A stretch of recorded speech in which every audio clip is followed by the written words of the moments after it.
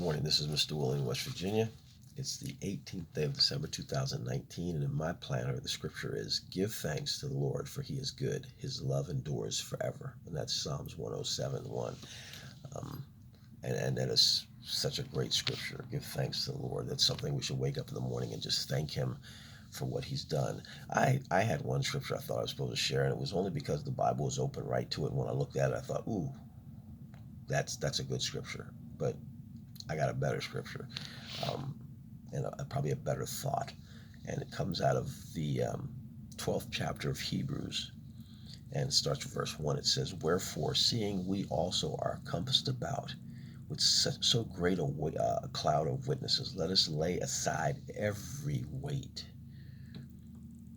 and the sin which doth so easily beset us, and let us run with patience the race that is set before us. I could stop there. I mean, there's such a cloud of witnesses that have gone before us that watch over us from heaven, and we have we have weights, we have stuff that tries to weigh us down and keep us from moving forward. But God says that we should lay aside every weight and let us run with patience the race that is set before us. Why? And what's the point? Verse 2 says, looking unto Jesus, the author and finisher of our faith, who for the joy that was set before him endured the cross, despising the shame, it is set down at the right hand of the throne of God. I always like to think about the fact that my mom, my brother, those that I, I possibly influenced to be led to the Lord, um, other people that maybe have been saved and went on before me, are all watching. But more importantly, so is Jesus, who sits at the right hand of the Father, making intercession for us. But this scripture says, looking unto Jesus, looking to him. At this time of the year, people get so distracted with the season. They get so distracted with Christmas, which isn't in the Bible.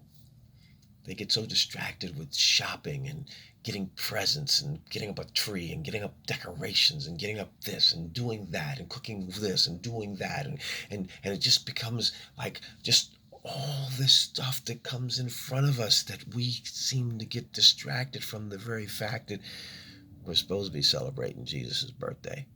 And I get it. As far as time is concerned, history is concerned, as far as paganism is concerned, we're off by about 6 months. Jesus wasn't born in December. But what we do is we make things easy for ourselves. And when we don't do it, the government does it for us. We change days, we change birthdays, we'll change a holiday around, we'll do whatever we can to make it okay for government, for business, for people. But we don't ever look to Jesus to see how he'd like it to be done. I've got some friends that have been celebrating Passover for the last couple of years, and I didn't get a chance to go and celebrate with them this year. But my plans this year is to celebrate that because as I've studied scriptures, I've walked this thing out and realized, and I've always realized that I am not normal. And never have been a normal Christian, never have been a normal follower of Christ. But I lean more toward believing the way the Jews should believe,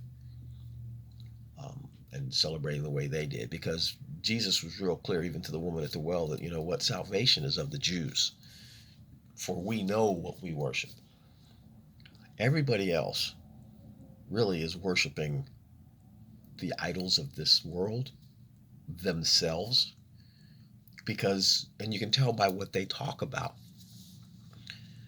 Most people are talking about their problems, their lives, their ministries, whatever it is that's going on in their life.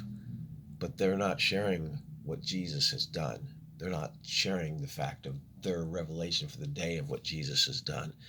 And we should be constantly moving toward him and constantly looking into Jesus, the author. The author, he's the one writing this thing. So if you're going through something, He's writing that thing down. Your life has been written out, and you're an actor in this play that's supposed to end with you meeting Jesus and him saying, "Well done, thou good and faithful servant. Enter into my rest."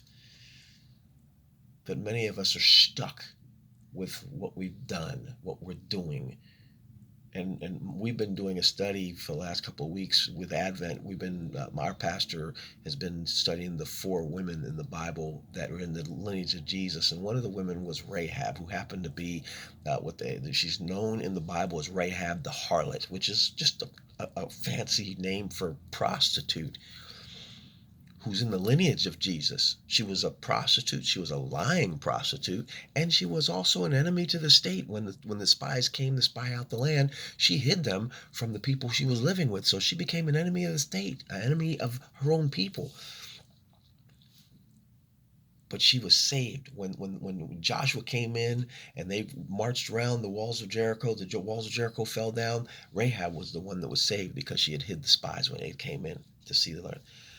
So what I want to tell you is it really, God spoke to me at the beginning of this year and told me, he said, it's not how you behave, it's how you behold. None of us are doing it right. All of us got issues. All of us are a little bit crazy, a little bit brain injured.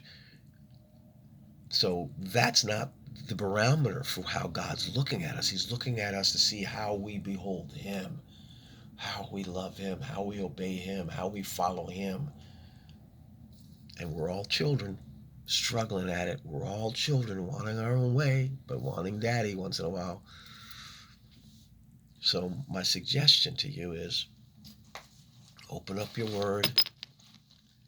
We have this great technology where you can get on YouTube, you can get on different websites, and you can view the Bible visually. You can get videos, you can get cassettes, you can get all kinds of things that will speak the word to you, that will show you the word, that will dramatize the word, that will give you all different versions of the word.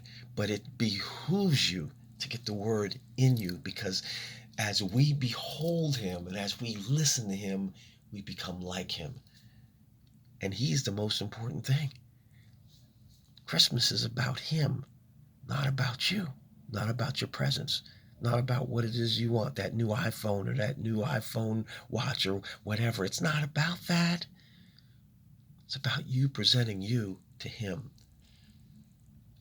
that your life might be transformed, that we might begin to transform this planet, that we might redeem back the time that we've wasted being stupid. God needs people that are going to follow him, because he has a kingdom and he's a king, and he's looking for loyal subjects that will lay down before him and say, we will follow you no matter what. Because he's a good king, and his kingdom is without end, and his kingdom is peace, joy, love. It's way better than what this world is offering you. It's way better than any present you can find under that tree. It's way better than any present that you might think that should have a bow on it that you'll be able to drive. It's better than any vacation you could ever have. Being in God's kingdom means you live now and forevermore. So, with that being said, I love you, but more importantly, God loves you. That's why he wants to get you into his kingdom, so he can spend time with you for the rest of eternity. All right? Have a great day. This is Mr. William, West Virginia.